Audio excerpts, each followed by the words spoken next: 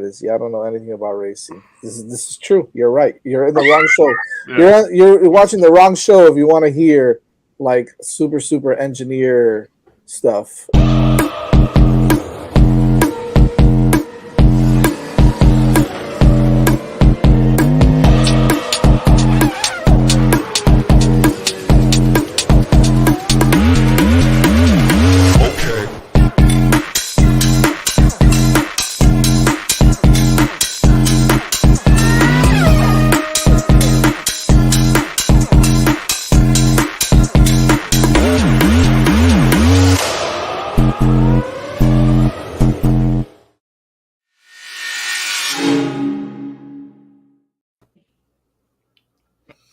What's going on, everyone? Welcome back to Hitting the Egg Packs here on the 5 Reasons Sports Network. Joined here by Evan. Evan, how's it going? Good man. Just a rough weekend overall. If I can't say that. We're gonna get into I would say some of the issues that our team had. Although we gotta start with I mean that Dolphins jersey looks sick. What are we wearing here? That's looking good, my man. Friend of mine by the name of Jersey Mike came by my restaurant the other day and had a couple items to hand out to the employees, and this happened to be one of them. A nice little Tua jersey. I got 2 games ago. I got 2 games going to this year, so I'm like, I gotta have an updated jersey. My most recent Dolphins one was a Reggie Bush one, so. Yeah, definitely good to upgrade there, or update at least. Yeah, no, that thing looks fire. That's a good looking jersey. Thank you. And shout out to the Canes too, man. They did their thing and nice little comfortable, easy win there. So the interesting thing of not so many people being able to watch FSU lose, we all wanted to see that, but there's a lot of people that weren't able to watch that. So that's something crazy going on right now too. Yeah, Are you in that boat? I'm not, but my employer is. Oof, that's gotta sting. Yeah, it was an interesting thing happening Sunday night when we all got that message on the TV going, oh, there's something's going on here. We can't show the ESPN going on. So then Monday rolled around and still nothing changed. So it was just like we had so many people come in. We had people from all the way from Tallahassee come into the restaurant. And we're, saying, oh, we're here every single year. We always come in and watch the game whenever we're here. And I said, unfortunately, we're not able to do it this time. But, they were still happy. They still stayed and had dinner and had a good time. But overall, it was just kind of an interesting thing. It's like one of those things you always see ESPN whenever you go into one of these restaurants. And it's weird to not have that option available. Yeah, probably better for your friends from Tallahassee there that was not available, but I mean, we were clowning them, but we had a good time.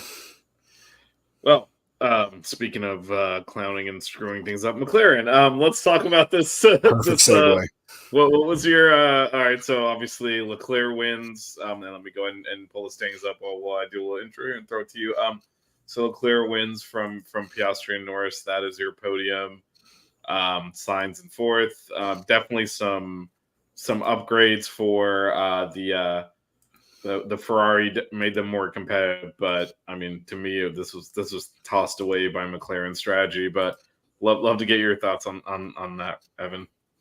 Yeah, I mean, it wasn't even so much a strategy; it just was the indecision with them to not, tell Oscar, from the get go, hey, you are the rear gunner, you are the defenseman, you are the blocker when it comes to everything behind you going into this race. The fact of the matter is I understand that that the team sees them as 1A and 1B.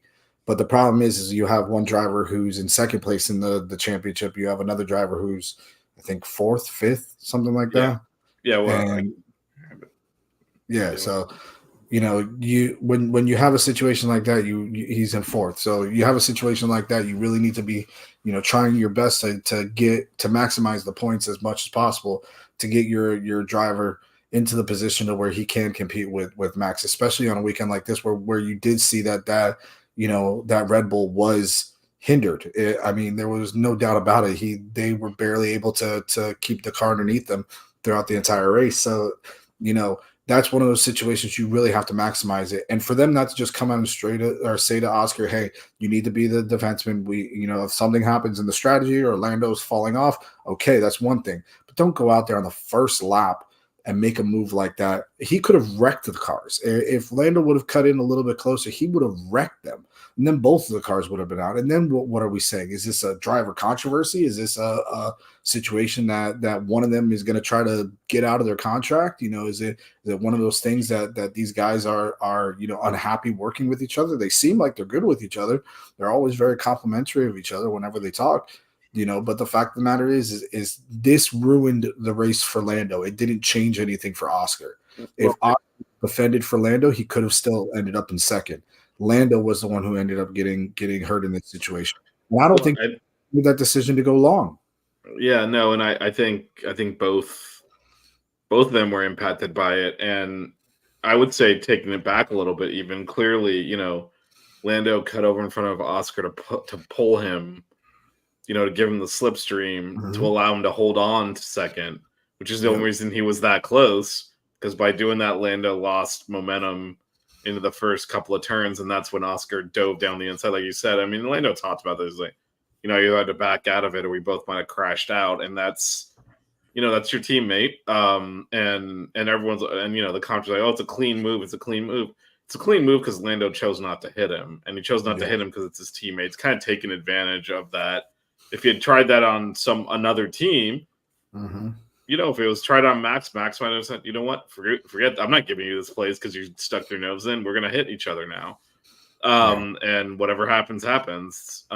But since it's his teammate, he knew he was not going to punt him off. And so it looks cleaner than it actually was, because Lando had to avoid action, which is, as you said, not only put Oscar in front, which is one thing, but then allowed Leclerc to overtake Lando, which dictated the strategy the rest of the race, because they were 1-2 at the front. It doesn't matter which one's one, which one's two.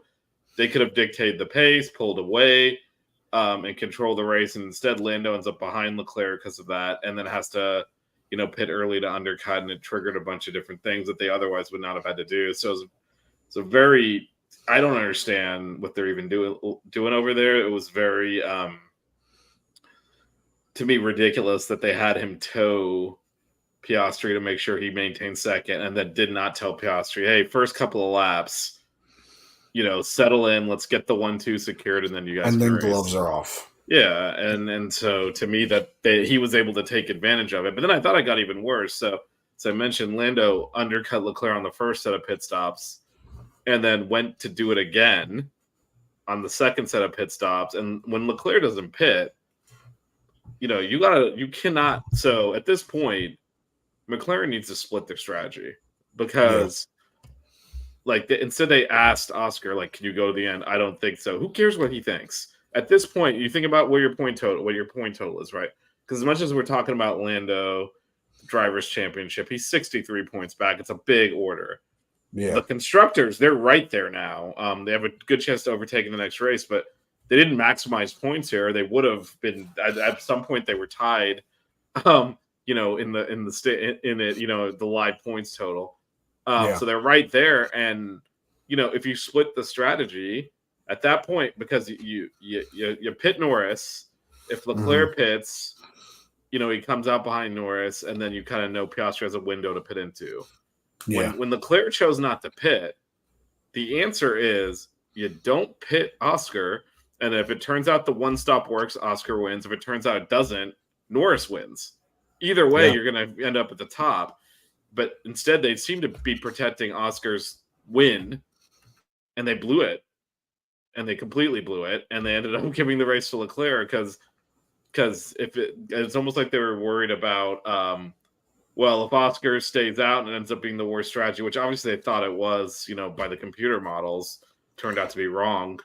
Then, he's going to lose the race, and Lando will end up in front of him. And honestly, who cares? They should have been playing better. Like, I am surprised at how little of a team game they're playing after, they made Lando give the place back, which he should have in Hungary.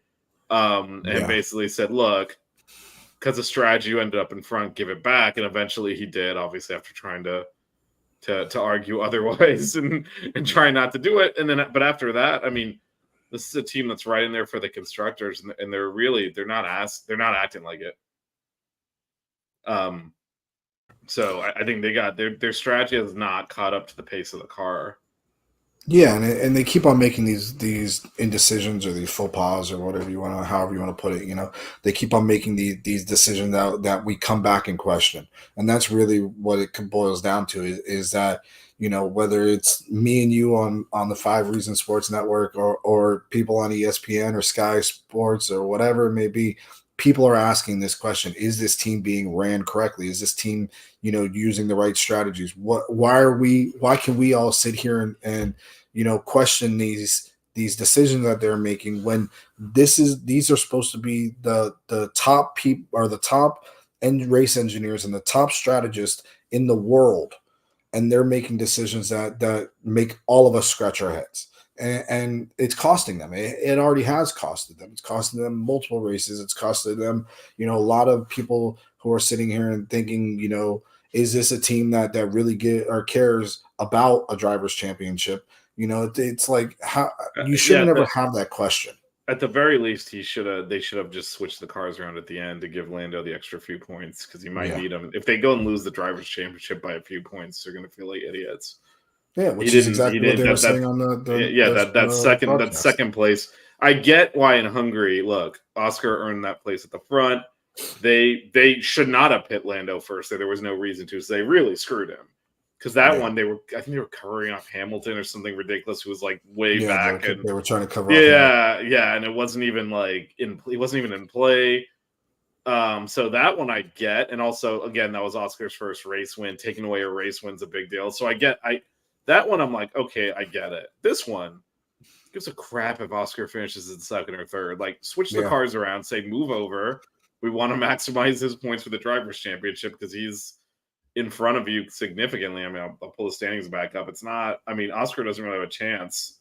So, yeah, to your point, if they're trying to win the Drivers' Championship again, I do think there's a little bit of a difference when it's a race win at play. Second or third, just tell them to move over. Yeah, and it's just that points differential that you have between where Max Verstappen ended up and where Orlando could have ended up or would have ended up if they would have done that switch. It just anything helps in this position.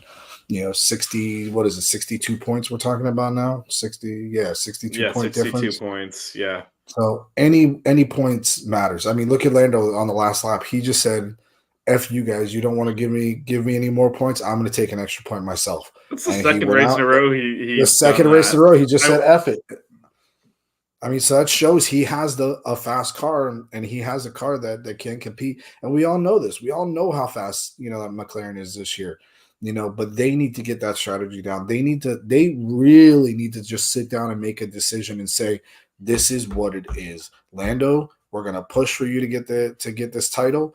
Or Piastri, we're just gonna say we don't care about the title. We'll go 1 for 1. And every time Lando wins a race, Piastri is our next guy that has the ability to win the race. We'll push for him. It's short sighted. If you look at the point total, there's a 44 point difference from Lando back to Oscar. If you look at the point total, like you said, 62 points. There's 8 races left. That's an 8 point. You got to make up 8 points a race. The gap between first and second place is 32 points. Well, no, I'm talking about on a race basis, it's 7 points. Oh yeah. Lando needs to win constantly, allowing Oscar to shove his way through. Whether or not you think they should be racing, I mean, this is on the team. The papaya rules, this and that. No, move over. We're trying to win the Drivers' Championship over here. And you're not in it anymore. Like it's kind of and there's enough races. Look, again, we all, I think, are on the same page here. Max is the odds-on favorite. Probably 90-95% chance he wins it, regardless of what McLaren does. But they're not giving themselves the best opportunity to do that. Like you said, every point matters. Yeah. But honestly, if they didn't have that overtake from Oscar, which again, because Lando avoided a collision, slowed him down so much that Leclerc got in between the two of them. they probably both disappear off in the distance, and the strategy doesn't really matter. Because at that point you're controlling the race. You don't have to undercut Leclerc. You can play. You can open up a big enough gap where do what Oscar did the first time, which is let them pit first, let them blink first. I'm far enough ahead where I can then be reactive and still maintain track position and pit and come out in front. And that's what you want to do. And they had an opportunity for both the cars to do that, and they blew it. And Leclerc sat in between them, and then obviously went long and won the race. When again, I don't understand how you don't leave Piastri out at that point to say,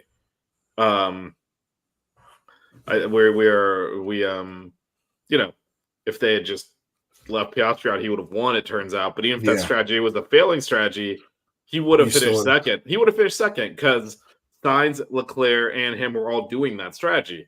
So if that was a failing strategy, it would have put Norris into first and him into second. And if it worked, it ends up him first and Norris third. Either way, you're better off than as a team. But the only thing is, if the strategy doesn't work, then it helps Norris over Piastri. But again, why does that matter at all, even a little bit? It shouldn't.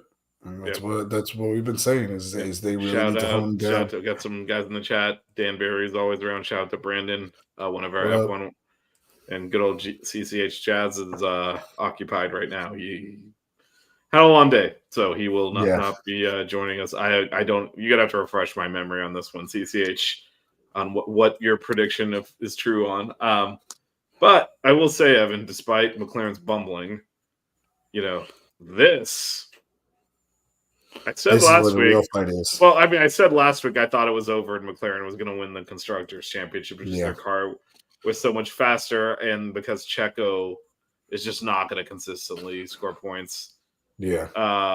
And but now it's like inevitable almost, because also we actually haven't talked about this at all yet. But this was a track that I thought was a Red Bull track, at least personally, with the high power. They stunk. They are way off the pace. Yeah. So we kind of touched about this, or touched on this last week after the show between me, you, Jazz. But it was something I kind of wanted to bring up. I feel like this is a good or the best opportunity to bring it up.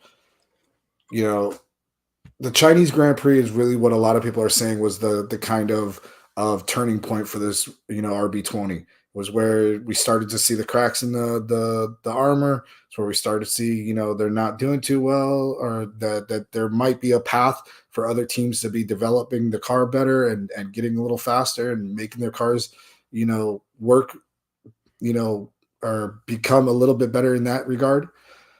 And that race was on April 21st. A week and a half later, Adrian Newey decides to leave Red Bull. And this car has not gone anywhere since, to the point of last week, they were even putting parts on the car from when he designed it in the beginning of the year. They were putting parts back onto the car that he designed. So I don't know. There's too much there for it to be a coincidence that the best aerodynamic designer in the history of Formula One decides that he's done with it and done with working on these cars and, wants to get out of there and, wants to move on to something, whether it's Aston, whether it's, Mercedes, whether it's whoever it is that we're speculating Adrian Newey is going to go to. Something changed there between when he stopped working on that car and gave the reins to somebody else that has made this thing into an unbalanced car that just can't work right. Everybody's saying it's this brake balance, actuator or device that they were using. They're saying that FIA banned it. That could be a possibility. But I just see way too much connection to the fact that now Adrian Newey, the best car designer in the history of Formula One, almost bar none, is now not working on this car, and it's now going in this direction. It's now so far down that at a track that we all consistently last week said that this car was going to be great at. The week before, a track that Max Verstappen has never lost at, they got destroyed. What do you think? Yeah, I mean, this week surprised me. I think last week that felt like more like McLaren's basically faster everywhere except for well, we thought except for these power high speed circuits. Again, we saw at Spa the Red Bull, even though Max took all of his penalties, was still he just this year he couldn't make up all the ground to win it, but he still looked like the fastest car the whole weekend. This was, Yeah. I mean, they were slower than the Mercedes, like they were way off the pace, and then yeah, I mean, I think there's probably something to that. There's also remember there are penalties for cheating, whereas Yeah. limited they already get less wind tunnel time because they finish first. There's a restrictive penalty there. The more like where you finish, you then get less development time the next year. So like they're restricted by that as well as the cheating they did. So Yeah. they have even more restrictions. So I think it's that's probably an impact as well. They just don't have as much time to test parts out. Like you said, they're bringing old parts in. They've taken them off the car and reset I think 2 weeks ago, and they're like this isn't working. They just went back to the previous. That is that does not bode well. But again, for like this, I mean, to me, this is over. Yeah. Um, Yeah. No, I I don't see agree. any way they somehow turn this around and win the constructors because even if McLaren has issues and all that, it's hard to imagine. Again, 8 races, and we mentioned Lando needs to make up about 8 points a race.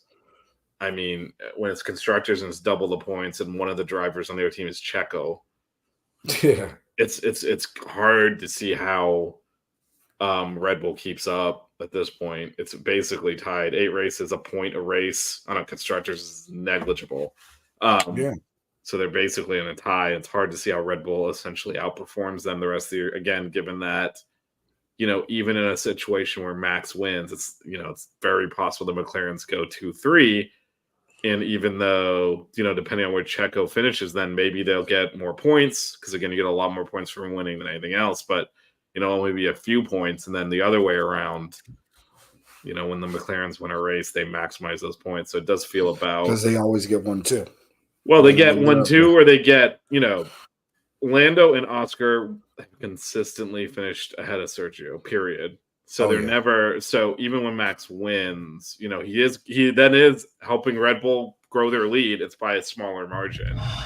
Yeah. And it's hard to see them holding that lead through the through eight races. And you mentioned we thought Monza would be a good racetrack for them. The next one is Azerbaijan is another one I thought in my head, oh, that's one where they're going to do well with the power, the long straight. Now I'm not so sure. Now we'll preview that a lot more next week because that race is in 2 weeks. But Yeah.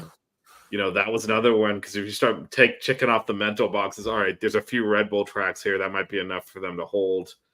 Now we don't know what a Red Bull track Now, is anymore. now there isn't a definitive Red Bull track anymore, and I mean realistically, that's what McLaren has kind of flipped it to. It's that car is just so good all around, and even the Mercedes has been good like that too, where it's just consistently good.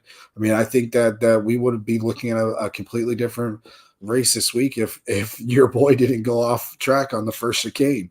Because that car was fast throughout the weekend. And, Yeah, but we tend to forget he qualified third, right? He did qualify third and then ruined his race in the first corner.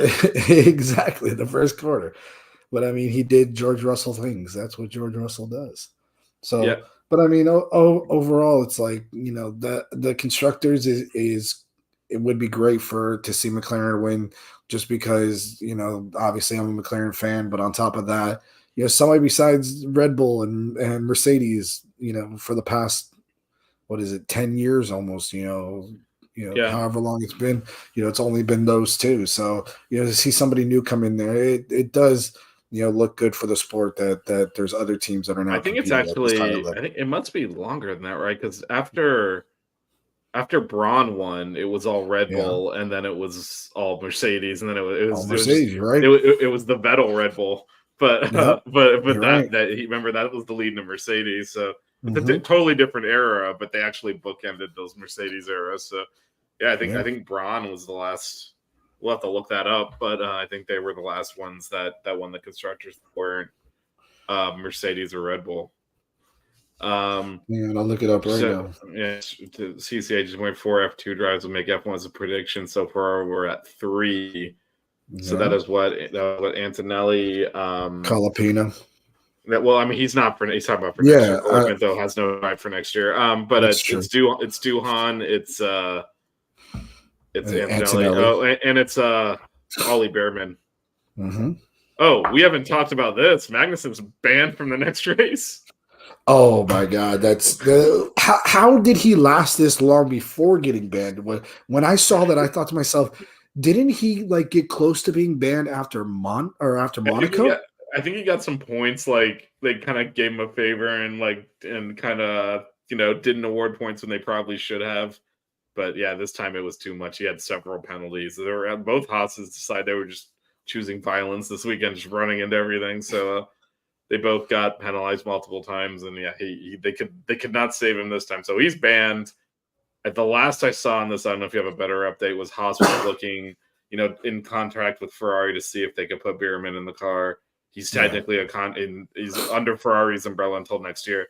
That's why he filled in for Sainz when Sainz has appendicitis. So he's a Ferrari driver right now. Yeah. So technically, Haas doesn't have rights to him, but they're trying to get permission to allow him to drive the car. Obviously, next year he will be in the Haas full time. And then who else we haven't talked about? Leclerc. Yeah.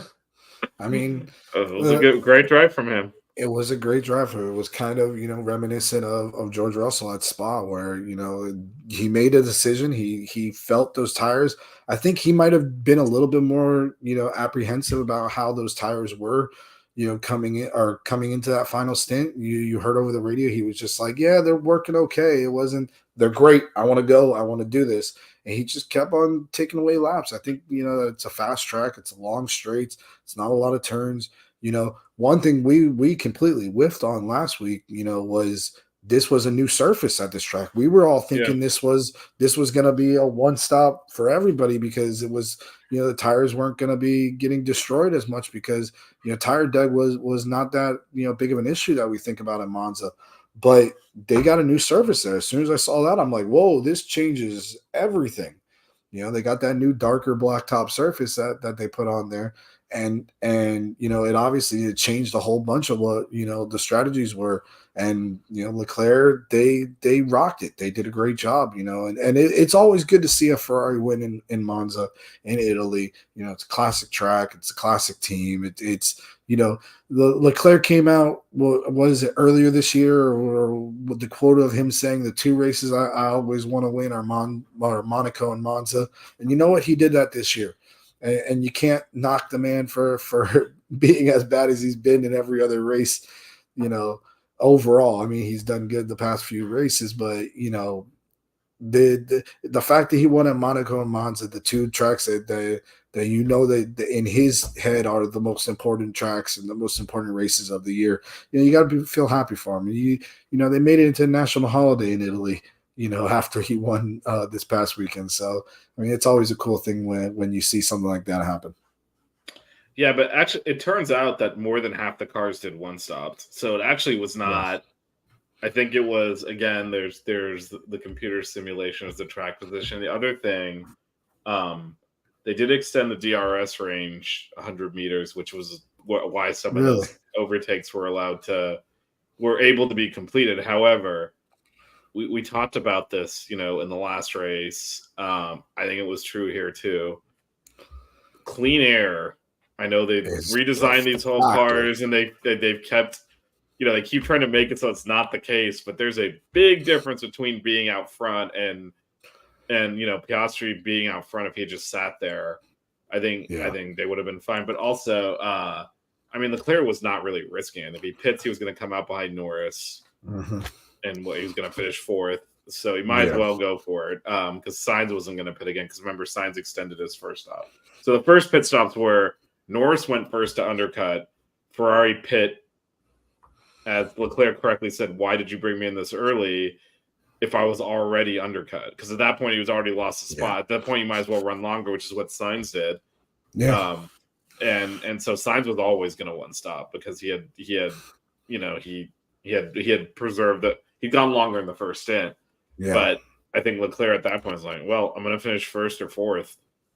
what the hell do I care about finishing Might, fourth? might as well just go for it. I might as well go for it. And if unless the tire delaminates, if it goes that bad where Steins overtakes him with a little bit newer tires, and both the McLarens do fine, he can pit then at that point, or just hold station and get fourth. So I think he wasn't really a high risk move for him, especially after the first pit stop when he's pretty vocal about it made no sense, and he's right, and he still made it work, which is really impressive. Yeah. But he was right. It doesn't why'd you bring me in why'd you bring me in that early if it was still gonna drop me behind Norris? At that once you realize I'm not gonna be in front of him, I might as well stay out and run to the pit lane delta that we had from laps, hit the lap target we had and pit there so that he could one stop comfortably, but he made it work even despite that. Yeah.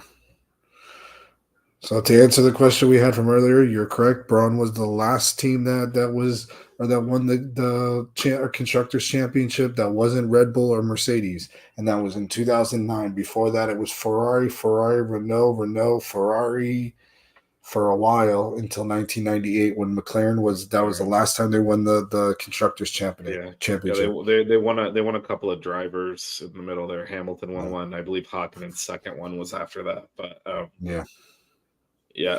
is. But the constructors wise, McLaren hasn't won one since 1998 with David Coulthard and Mika Hakkinen as their drivers. Well, it's that was, I believe, Hockenen's first World Drivers Championship, and then his second was in '99. But they did, I said, didn't win the constructors that year, and then when Hamilton won in 2008, McLaren won the drivers, but not the constructors as well. Yep. So, yep. No, the Ferrari won the constructors, but not the drivers. Yeah, in 08. In 08, yeah. Yeah, Hamilton won the drivers. That was when it was Kimi Räikkönen and Felipe Massa. Yep. And Heikki Kovalainen in the second McLaren after they had to boot Fernando Alonso out of the team. Yeah. For costing Hamilton the 2007 Drivers' Championship. Oh, yeah. Mm-hmm. Anyway, that's a history lesson. But it does look. I mean, Formula One history. We got to do during the off season a Formula One history show. Come on. Yeah, we'll see about that. Come on. So, what are your thoughts then on do you agree with the point that, or with my take, I guess, that this is McLaren's to lose at this point, even though they're in second? Yeah, I really do. They're the most consistent team. They're the most consistent car. Their decisions aren't ruining their constructor championship, possibilities because of how bad Checo has been. He's kind of given them the handicap of, hey, I'm still going to finish 6th to 8th every single race, or 6th to 9th every single race. So as long as you guys stay up in the top 5, they're going to pass them. And I think that's.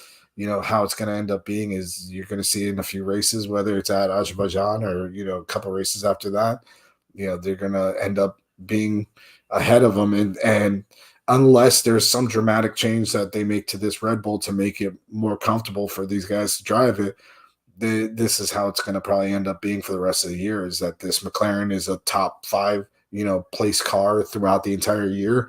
And you're going to have a Red Bull that's going to be in the top 5 and one that's going to be in the, 7, 8, 9, 10 position, so you really need that both of those cars to be up there at the same time and running like how McLaren is now, how Ferrari has been doing lately, how even Mercedes, when you don't see that big spread with a lot of these other teams in the top 5 that you see with Red Bull right now. So that's really what we're seeing in this is that these two McLarens are so well matched. They're both driving at the top of their game. That's why we're having these issues of who's the number 1 driver and stuff like that. But that also pushes to where they do so well in the Constructors Championship.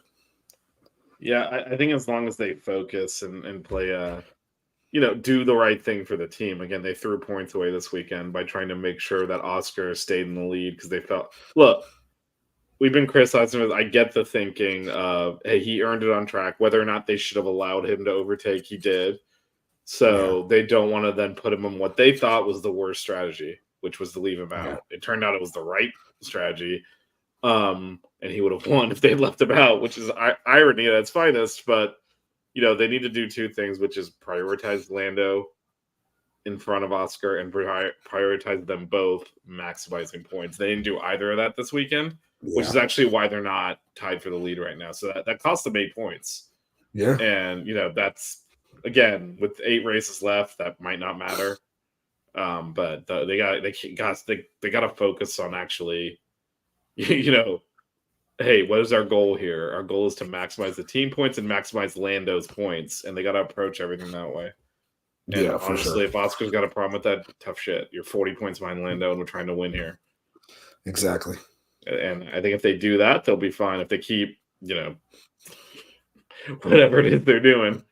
My next question is going to be, when are they going to use up the allocation of engines? Because are they going to make a decision one week that, hey, because the constructors, we're going to say F this 1 week, we'll both take the penalty, the what is it, a 10-place grid penalty, for this race. We'll both drive up together from 10th and 11th up through the field and try to do that? Or do you think that they'll split the strategy where they'll have, 1 week, one of them will take the penalty for the engine, the next week the other guy will take it, and try to go from there? They should split it, because again, you get significantly more points for first than second. So if you take it for both of them, the chance of you getting all the way up to first are slim. So you should split it so you have a driver, that could win each of those races. But the way they've been operating, who knows? The other factor there is obviously which races do you think you have a better chance of overtaking? Frankly, Azerbaijan's probably one of those.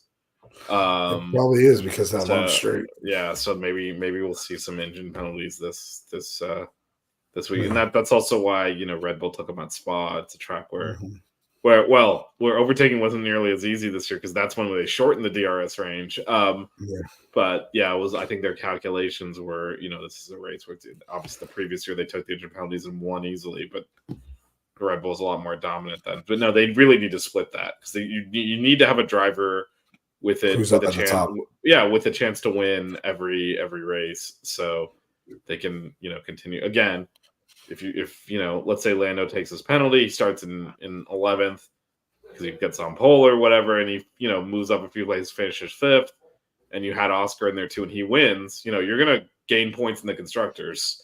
If you put them both back there 11th and 12th, Max is gonna win. You've lost a ton of points, so they have to. My biggest concern is they have shown no ability to manage any of this. They kind of fell into it. I don't think it's new. Like you said, they haven't, as an outfit, they haven't won the constructors since 1998. None of these people have been involved in this type of thing, because again, that was the whole Ron Dennis era. That's a completely different form of McLaren than they are right now. It's the same company, but totally different. And part of this now, you're at that point in the season where, all right, we got to start making priority decisions. And number one is, again, because it's much more realistic, maximize the team point totals. If that means sacrificing one of the two drivers, that's fine. If that somehow makes the team point total better, that's what they got to do. And then secondarily, got to maximize Lando's points. But definitely the constructors needs to come first. For whatever reason, they have to sacrifice Lando to help the constructors. They got to do it too, because it's very unlikely he's going to make up all that point totals again, unless there's some kind of, if he gets a DNF out of Max. I mean, it's pretty still, even with one DNF, he's still sitting there, more than a race point total behind. So it's very hard to see, him making that up. But the constructors is basically, it's right there. So I don't know. I've seen very little ability for them to get their stuff together to actually, make those hard choices and say, nope, this is what we're going to do. Move out of the way, do this. We're going to leave you out long to hold everyone up, so that way we can make sure that we win the race, because that's what we get them. I've seen that kind of ruthlessness that, frankly, you see from Red Bull. Yeah. I mean, they just haven't shown it. Another point to make, going back to the whole Adrian Newey situation with Red Bull. Who designed the car that McLaren won in their last World Constructors Championship? That was our friend Adrian Newey. So it's just one of those things that Red Bull just, it hasn't been the same, like we were saying before, and they just can't compete. So, at the end of the day, Max is going to push that car to its limit. He's going to get it up there. He's going to get it, maximize everything that he can with it, and that's going to help out with the constructors. But until McLaren makes that decision, until McLaren makes that definitive decision, there's nothing that they can really do except just try to maximize as much points as possible. Yeah, no, and I still think it'll take a monumental screw Collapse. up for them to not win the construct, unless like somehow Red Bull finds some performance from somewhere. Having 8 races of clearly the top car on the grid, and importantly, stuff that comes into play here is the improvements we've seen from Ferrari and Mercedes. I mean, this weekend at least, Red Bull is the 4th best car. Will that be the case every weekend? Probably not. But there's other cars that can get in the way too, so you can again make up even more points because it's not, it's not a given that's going to be the McLarens and the Red Bulls. It's going to be the McLarens and the Ferraris, then the Mercedes, then the Red Bull. I mean, we all kind of expect Checo to be toward the bottom of the points, but Max also could not really had nothing for them this week. No. I also thought it was interesting that Red Bull just was straight up committed to the 2-stop. They took all their flexibility away by going hard on the tire choice. That was interesting. It was because usually you don't see that. Usually they'll swap, or you see teams will switch over to whatever the other type of tires at first, and then go back to it. Like what we were talking about before. But yeah, to go hard. Once they did that, that was a really interesting thing for me to see them do, because I mean, unless they just were their mediums just not, or the softs that they ended up putting on, were they just like scrub tires, or were they new tires? Were they maybe they just felt like they got more performance out of these hard tires, and that they were gonna be better off like that? But I mean, you don't see it at all. You never see stuff like that happen. Yeah, well, either way, obviously have to use 2 compounds. So I was just surprised that I don't really think they need to start on hards. That was kind of surprising. That I understand they're trying to offset run long when everyone else runs short, but it's generally a 1-stop race, and it's it's a race where undercut seems to be, because the pit straight is so long. It's long, and it's against the fastest part of the track, so you lose even more time there because everyone else, instead of going, your max speed down the start finish straight, you're going that slow way down the pit lane. So I don't know. If they were going to offset their strategy, I thought they should have started on the softs, which they, like you said, they end up throwing on at the very end. But start on that and be aggressive that way, and go softs and then hards, and then you have flexibility to see where you're at if you want to pit again. But they went hard tires and then hard tires again, which meant that they had to pit a 3rd time. Yeah. So when it turned out that some of the cars were able to 1-stop, in fact, like I said, more than half of them ended up 1-stopping. Red Bull did not have that option; they were required to pit again. So I thought it's really interesting, because pretty early in the race they made that 2nd stop and handcuffed themselves by that 1st stop. About halfway through the race, basically said, "Oh, we're going to stop 2 more times." It's just kind of weird. Yeah, no, it really was. And, again, that shows that there was an inherent imbalance in the car, that they felt like just they were going to chew through those tires like there was no tomorrow. So maybe they just were like, we'll chew through the 2 sets of hards. That'll keep us out there as long as possible, and then we'll put on the sauce, and with the last, whatever it was, 10, 15 laps left, whenever it was that they came in, and we know we're going to chew through them that quickly. So we got to have the 2 longest lasting tires, because I mean, think about it, if they would have gone the soft in the middle of the race, they could have chewed through those tires even faster, because there's more fuel in the car. So you're going to go through those soft tires a lot quicker than maybe making them last towards the end of the race when the car's lighter. So maybe that was the thought process of it, is, hey, this car's so imbalanced. This car's, not gripping the way that we want it to grip. It's not, getting the correct level of downforce. I mean, they had a full wing on the car. Did you notice that? The rear wing on the Red Bull was a full non-Monza spec, like, rear wing. Like, so they knew that car wasn't right. I mean, you see at Monza every single year, these rear wings are as thin as this MacBook that I'm holding right here in front of me. They are tiny rear wings, but they went a full, normal size rear wing, because that car just has no stability, no balance, and the drivers are feeling it. Yeah, and I also think they, going back to the pit strategy a little bit, I don't think they had a good. I think they've lost a handle on their car. I think they felt they knew how it was going to perform earlier. I think they really had a good idea on what to do tires wise. Because I don't think they seem to have lost a little bit of comfort. Like you said, the drivers aren't comfortable with it, but also the from the race strategy perspective, I don't know that they're confident in their car to the point of okay, we're comfortable if we do this, it's going to respond a certain way. I think they've lost that. Yeah. I mean, like we said, overall, that car, they're not happy with it. When you're not happy with the car, just in general, then you're gonna have these situations. You could be driving a go-kart, you could be driving a lawnmower. If you're not happy on it, you're not gonna be able to do much on it. No, absolutely. But yeah, we'll see. I think again, we'll do a full preview of Azerbaijan next week, which is technically part of the European circuit, but that's debatable. But that is the last European race, and then they go all over the globe for the last 7 after that. But there are 8 races left. And yeah, that one's going to be really interesting because again, McLaren every opportunity now to take the constructors' lead at that race. 8 points in one race is very doable. And so, yeah, it'll be interesting to see if they're able to do that, or if not, how they screw it up. That is a race that is a little bit tricky because, again, it's got the long start-finish straight we talked about, but there's a tricky section. It's getting the setup right matters. Yep, right there where the castle is. Yep, a lot. You can crash easily at the street circuit. If you don't, there tends to be safety cars that can screw strategy up, and then at least in the practice sessions, and sometimes in qualifying, sometimes in the race, someone will overshoot the start finish straight into the runoff area, and Hamilton famously ruined his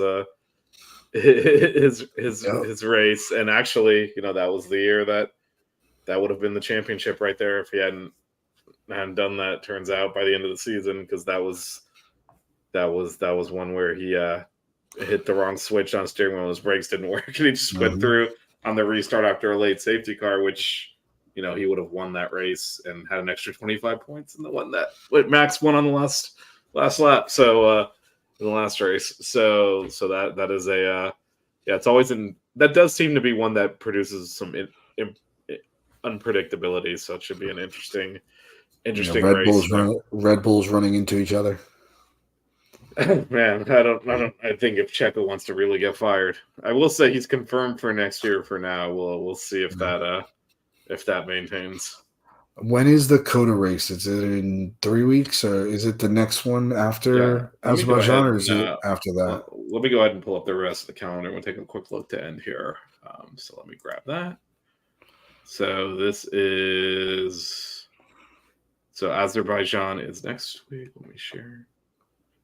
This guy, and then after that, you're gonna get so yeah, it's Azerbaijan, and then Singapore, then Coda, then Mexico, then Brazil, then Vegas, and then Qatar, and then finish with Abu Dhabi. So just looking at the dates, the 13th to 15th is Azerbaijan, then a week off to Singapore. Then a pretty big gap, just a month, I guess, to get everything over here. And then then it's quick succession, 3 races in 3 weeks. This right here is potentially where we could see the constructors decided, and then there's another 2-week, 3-week gap here because again, remember Vegas, weird timing. It's over Thanksgiving weekend, and then it's a 3 race sprint to the end there. To the end. I just watched it. So that's interesting. Then it's 2 races back to back, then a big gap. 3 races back to back, another big gap, then 3 races back to back. So I just Sorry, you were got saying. finished. I was gonna say I watched a fantastic race at Coda. I can't wait to watch the race here. They just had the Lone Star Le Mans there, which is a 6-hour race for the WEC, and a couple Formula One drivers won it. So you had Robert Kubica or Robert Kubica and Anthony Schwartzman. Or Schwartzman, whatever his name is, Robert Schwartzman or Anthony Schwartzman, whatever his name is. Robert, yeah. So they just won it in the Ferrari. So it was a great race too, because it was a 6-hour, one of the 6-hour races that they have, and that track is just amazing. So that's one of the bucket list tracks to go to. Maybe we'll do a live show there. I mean, if we don't do it at the Miami. Hey, we got to do one at each. I'm telling you. If we don't do it at Miami, how are we gonna do it? I feel like if we're gonna do something live, one of the races should probably be the one that is in our backyard. All right, we'll do them all. Why not? I mean, I'm not going to Vegas for Thanksgiving, but anyway. Come on, we can do Vegas for Thanksgiving. That'll be fun. All right. But anyway, we'll be back next week. We'll talk. We'll talk Azerbaijan. By then, we should know who is going to drive the second Haas, because it's not going to be Kevin Magnussen. Hopefully, it's we just see Berman, and they're going to extend his points lead. He's ahead of several of the other drivers in the points because he stuck that Ferrari up in the top 5. So. So maybe we can get some more points there, open that gap up, and obviously all eyes will be on the McLarens and the Red Bulls to see if that the constructors flips for the first time. Like you said, this is 2009, the last time in a different team, and actually, I mean that's kind of a Mercedes in itself. Because wait, which one? Braun just became Mercedes. That is where. Yeah, but that was originally a Honda. It was a Honda, and then it was a Honda, and then it was the Honda. But that remnants became Mercedes the next year. So that whole thing is it'd be nice to get something different in there. And it happens to be our team, so there you go. Exactly. Yeah, but we'll be back next week. We'll be doing a big preview of Azerbaijan, and hopefully McLaren can put themselves up at the top of the constructors. All right. Thanks for joining me, Evan. We'll talk next week. For sure.